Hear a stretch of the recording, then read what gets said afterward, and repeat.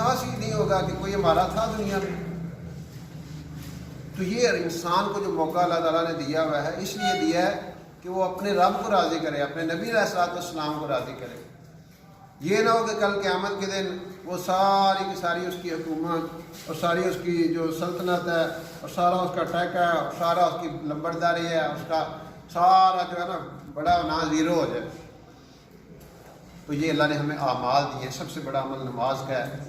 नमाज जो बंदा 5 वक्त पढ़ेगा, क़यामत के दिन अल्लाह उसको दाएं हाथ में अमालनामा देंगे, पुल सरात पे से बिजली की तरह चला जाएगा।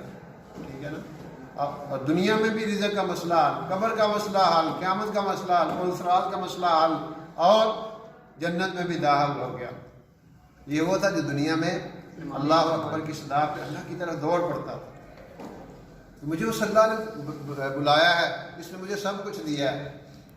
और ये दुनिया में किसी को कोई गिलास पानी दे दे, कोई खाना खिला दे, सारी उम्र बंदा याद रखता है जी मैंने उन्हें फलाने रोटी खुआई। तो जो अल्लाह में सब कुछ दे रहा है, हम उसी को ही गिफ्ट नहीं कराते। वो हमें बुलाता रहता है, हम अपनी दुनिया में मस्त होते हैं, मगन होते हैं। वो खैर ये जी, तो ऐसी खैर वाली बात नहीं है। इससे अल्लाह ताला नाराज़ होते हैं।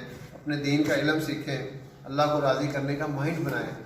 बात देखें मुआशरा क्या कर रहा है। अक्सरियत तो आपको पता लैंड ले आ गई, अक्सर डी ट्रैक हो चुके हैं। आपने अपने अंदर की ताकत से अपने आप को बचाना है। यकीन